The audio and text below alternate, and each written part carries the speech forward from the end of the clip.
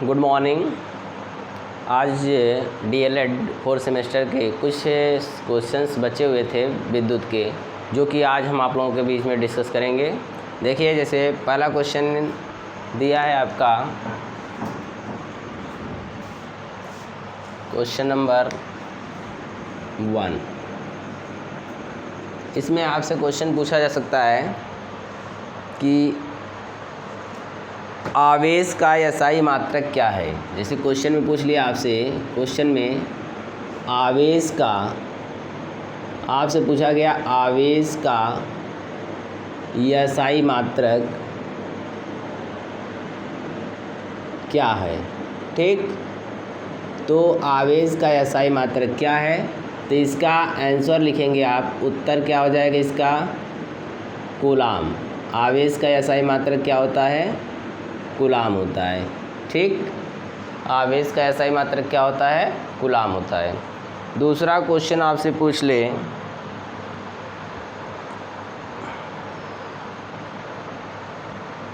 विद्युत विभव सदिश है या अदिश। क्वेश्चन नंबर 2 आ गया आपका। विद्युत विभव सदिश है या अदिश। क्वेश्चन कह दिया सदिश है या अदिश। तो ऐसे सिचुएशन में क्या करेंगे आप? तो यहाँ पे विद्युत विभव एक अदिश राशि होता है। आंसर क्या हो गया? अदिश। यहाँ पे लिख लीजिएगा विद्युत विभव एक अदिश राशि है। क्या है? अदिश राशि।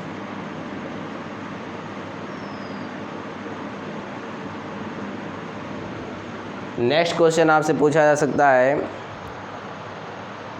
वोल्टमीटर को परिपथ में किस क्रम में जोड़ा जाता है। क्वेश्चन नंबर 3 आपसे पूछा जा सकता है, वोल्टमीटर को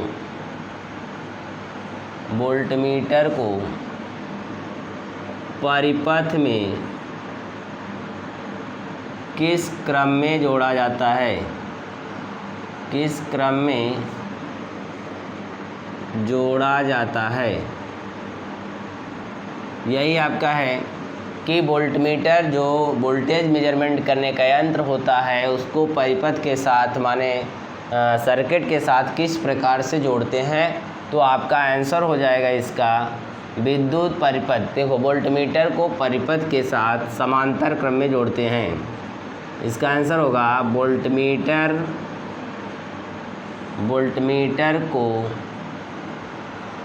परिपथ के साथ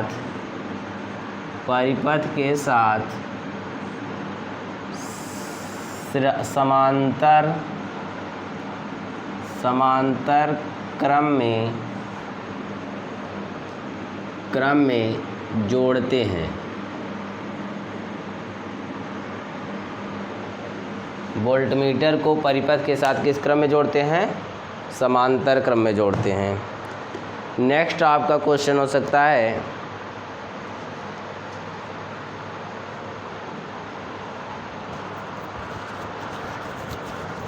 यांत्रिक ऊर्जा को विद्युत ऊर्जा में रूपांतरित करने वाले। क्वेश्चन नंबर 4 आपका बनेगा,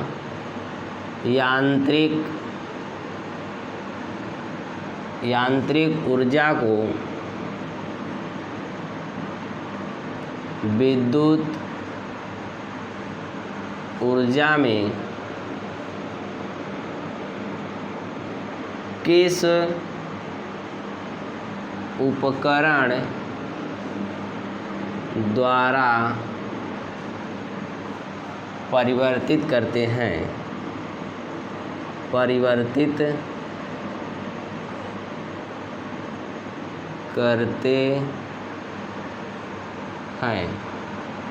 तो इसका आंसर हो जाएगा डायनेमो। क्या हो जाएगा? डायनेमो द्वारा यांत्रिक ऊर्जा को विद्युत ऊर्जा में परिवर्तित किया जाता है। यह ऑब्जेक्टिव क्वेश्चन आपसे पूछा जा सकता है। अब कुछ आंकिक प्रश्न को भी देख लीजिए। ये क्लियर हो गया। माने आवेश का SI मात्रक क्या होता है? कूलाम होता है। विद्युत विभव क्या होता है? एक अदिश राशि होता है। वोल्टमीटर को परिपथ के साथ किस क्रम में जोड़ते हैं? समांतर क्रम में जोड़ते हैं। विद्युत यांत्रिक ऊर्जा को विद्युत ऊर्जा में किस उपकरण द्वारा परिवर्तित होता है? डायनमो के द्वारा परिवर्तित करते हैं। ठीक,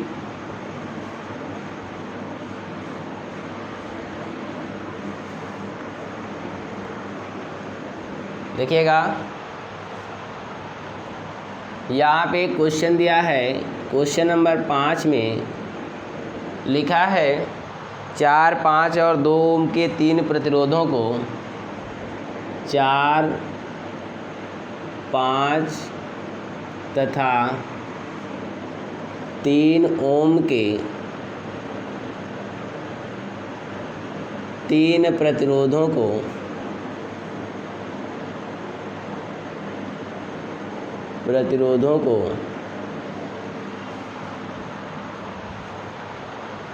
पहला श्रेणी क्रम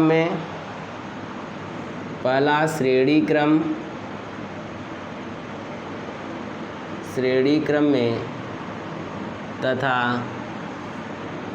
समांतर क्रम में संयोजित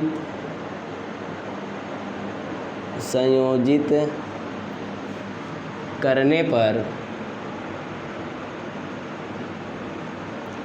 तुल्य प्रतिरोध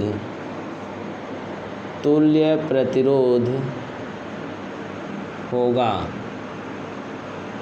माने दोनों कंडीशन में आपसे तुल्य प्रतिरोध पूछ रहा है। तो पहला कंडीशन लिख लो श्रेणी क्रम के लिए। यहाँ क्या हो जाएगा? श्रेणी क्रम के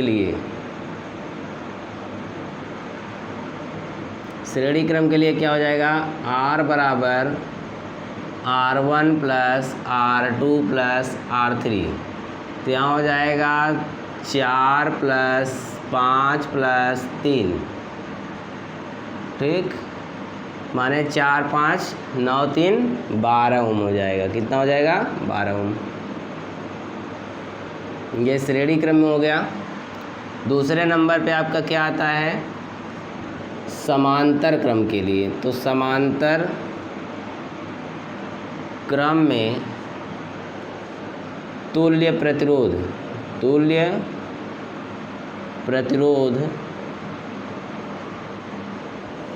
1/R बराबर 1/R1 plus 1/R2 plus 1/R3।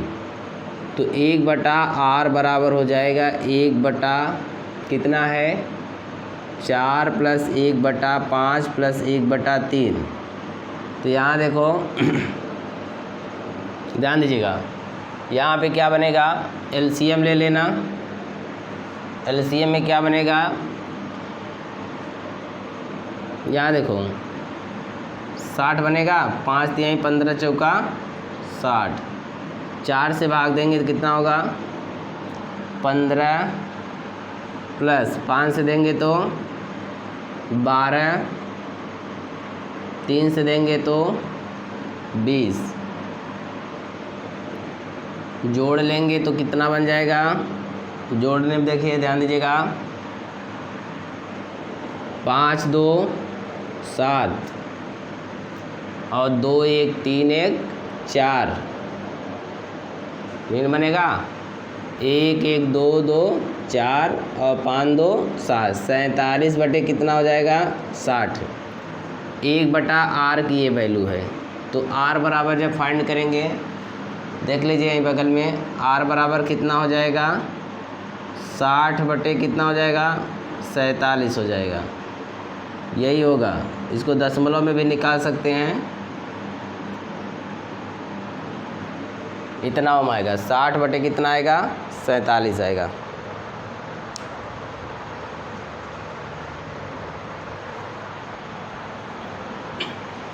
हो गया। इस क्वेश्चन में क्या कहा था ध्यान दो। करा 4 ओम 5 ओम तथा 3 ओम के 3 प्रतिरोधों को पहले श्रेणी क्रम में अगर जोड़ते हैं तो तुल्य प्रतिरोध कितना होगा?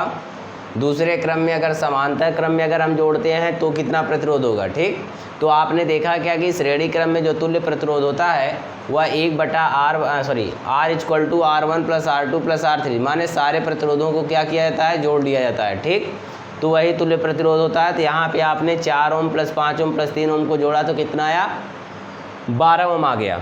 दूसरे कंडीशन में आपने देखा क्या कि समांतर क्रम में जब तुल्य प्रतिरोध आप निकालते हैं, ठीक, तो 1/R बराबर क्या होता है, 1/R1 plus 1/R2 plus 1/R3 होता है। तो ऐसे सिचुएशन में आपने देखा कि 1/4 प्लस 1/5 प्लस 1/3 को आपने क्या किया, 5, 3 और 4 का एलसीएम ले लिया।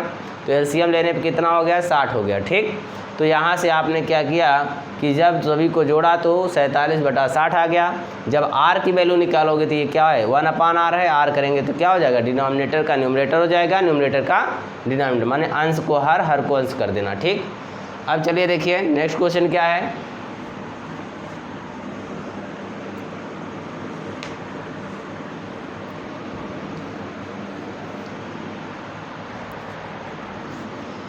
Question number 6। क्वेश्चन नंबर 6 में है आपका 12 वोल्ट विभवांतर वाली बैटरी से 12 वोल्ट विभवांतर वाली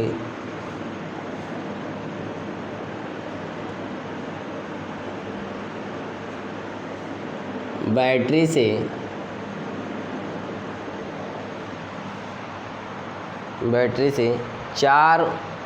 से जुड़े चालक का प्रतिरोध 4 ओम है। बैटरी से जुड़े चालक का प्रतिरोध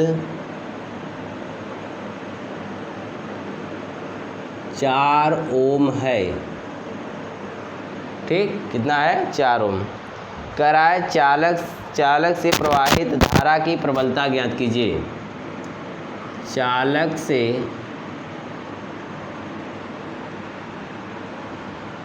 प्रवाहित धारा की प्रबलता ज्ञात कीजिए।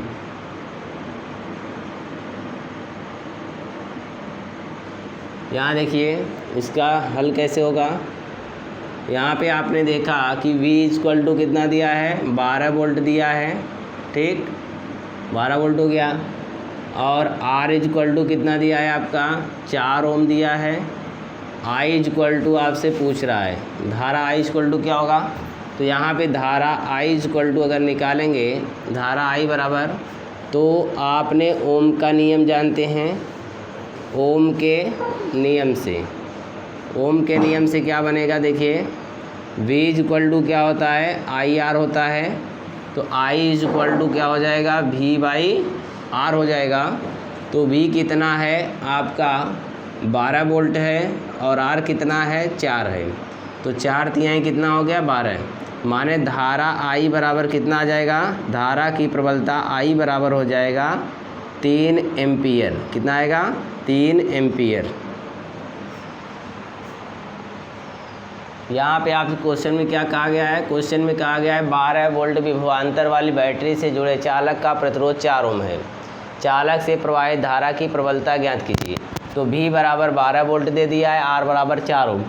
तो I बराबर आपने देखा कि ओम के नियम से क्या होता है, V इक्वल टू IR होता है। तो यहाँ से V इक्वल टू IR से I इक्वल टू V/R हो जाएगा। इसी समीकरण में आप V इक्वल टू क्या रख दोगे, 12 रख दोगे, और R इक्वल टू कितना रख दोगे, 4 रख दोगे। तो क्या हो जाएगा, धारा की प्रबलता I बराबर कितना आ जाएगा, 3 एम्पियर आ जाएगा।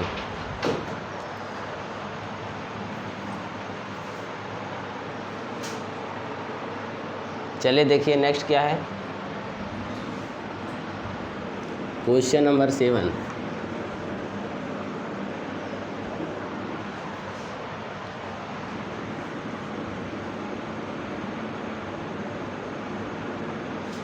क्वेश्चन नंबर 7 में है आपका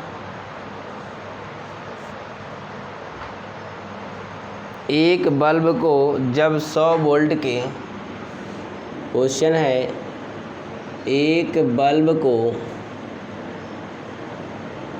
जब 100 वोल्ट के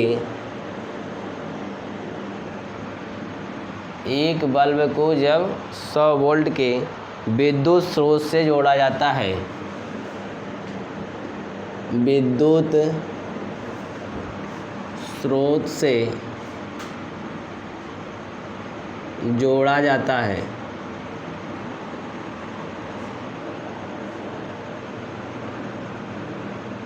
किससे जोड़ा जाता है? विद्युत स्रोत से जोड़ा जाता है।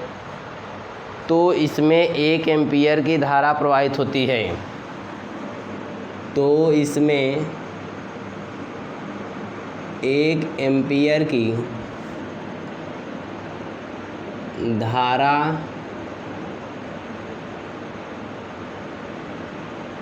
प्रवाहित होती है।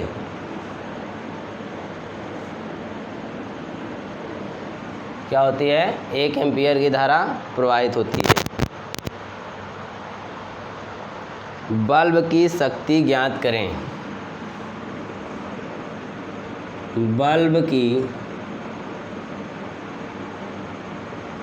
शक्ति ज्ञात करें।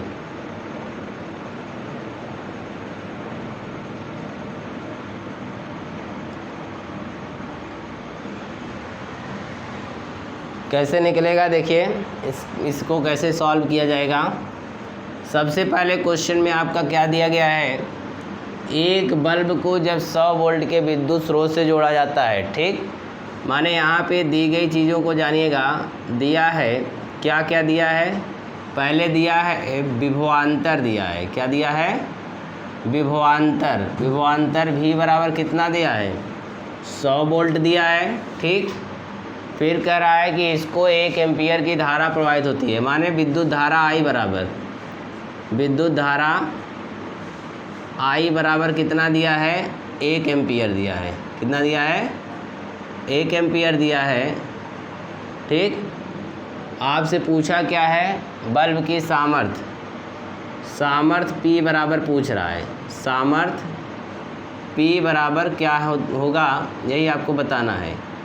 सामर्थ्य P बराबर, तो यहाँ पे सामर्थ्य P बराबर हो जाएगा, सामर्थ्य P बराबर क्या हो जाएगा?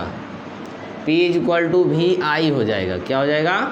VI हो जाएगा।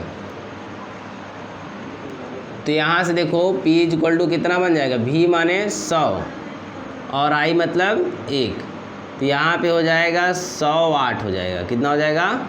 100 वाट। माने बल्ब की सामर्थ्य कितना होगा? 100 वाट होगा। ध्यान दीजिए, यहाँ पे आपको बताया एक बल्ब को जब 100 वोल्ट के विद्युत स्रोत से जोड़ा जाता है। कितने वोल्ट के विद्युत स्रोत से जोड़ा जाता है? 100 वोल्ट के। तो इसमें 1 एम्पीयर की धारा प्रवाहित होती है।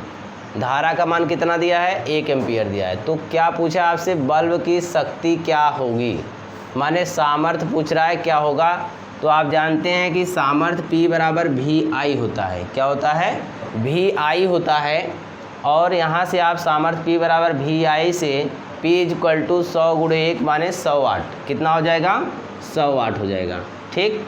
इस तरह से आपका ये क्वेश्चन था।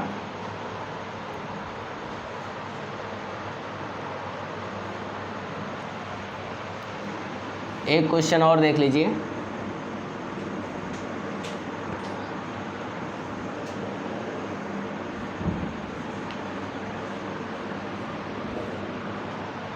Question number 8।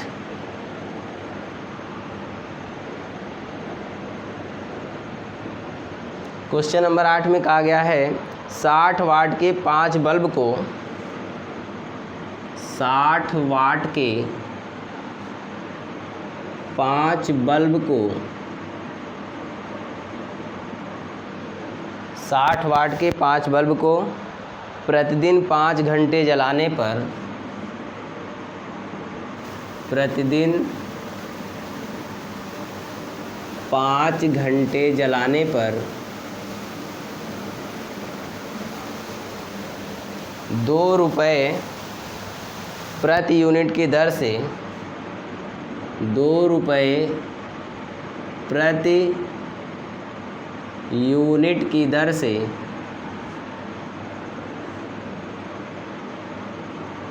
30 दिन 30 दिनों में बिजली का खर्च ज्ञात करें।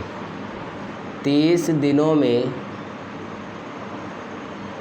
बिजली का खर्च ज्ञात करें। क्वेश्चन में कह रहा है 60 वाट के 5 बल्ब को प्रतिदिन 5 घंटे जलाने पर 2 रुपये प्रति यूनिट की दर से खर्च कितना आएगा 1 महीने का। ठीक, तो देखो यहाँ पर विद्युत व्यय ऊर्जा की मात्रा अगर निकालेंगे तो व्यय ऊर्जा बराबर, आप याद रखिएगा इसका फार्मूला क्या होता है, व्यय ऊर्जा बराबर होता है वाट, वाट गुणे घंटा गुणे दिन बटे क्या हो जाएगा 1000। ये किस में आएगा, यूनिट में आएगा। किस में आएगा, यूनिट में आएगा। तो यहाँ वाट कितना हो जाएगा, 5 बल्ब है, कितने वाट का है, 60 वाट का है। तो 60 वाट का 5 बल्ब है तो 60 गुणे कितना हो गया 5, बोलो वाट हो गया, गुणे क्या हो गया घंटा, कितने घंटे जलाना है 5 घंटे, गुणे क्या हो जाएगा दिन, दिन कितना है 30, बटे कितना हो जाएगा 1000। तो यहाँ से आपने देखा क्या कि ये 2 जीरो से 2 जीरो कैंसिल हो जाएगा, 5 एक्का 5 दूना 10 हो जाएगा, 2 एक्का 2 तिहाई 6 हो जाएगा। यहाँ 3 गुणे 5 गुणे 3 मिलेगा, ये मिलेगा 3 गुणे 5 गुणे 3, 5 तिहाई 15 तिहा 45 यूनिट आएगा। कितना आएगा 45 यूनिट बिजली खर्च होगा। अब खर्च कितना आएगा, खर्च अगर निकालेंगे तो खर्च बराबर क्या हो जाएगा 45 गुणे 2, 2 रुपया 1 यूनिट पे लग रहा है तो 45 दूना कितना हो जाएगा 90 रुपये खर्च आएगा। 1 महीने का कितना आएगा 90 रुपये खर्च आएगा। माने अगर आप 60 वाट के 5 बल्ब प्रतिदिन 5 घंटा जला रहे हो तो ऐसे सिचुएशन में 30 दिन में कुल कितना यूनिट बिजली खर्च करोगे, 45 यूनिट बिजली खर्च करोगे। और 45 यूनिट में कितना रुपया खर्च आएगा, अगर 2 रुपये प्रति यूनिट की दर से खर्च हो रहा है तो टोटल 90 रुपये का खर्च आएगा। इस तरह से आपका ये न्यूमेरिकल समाप्त हुआ। कल आप लोगों को अगले वीडियो में पढ़ाएंगे विद्युत चुंबक। क्या पढ़ाएंगे, चुंबकत्व, मैग्नेटिज्म पढ़ाया जाएगा। ठीक है।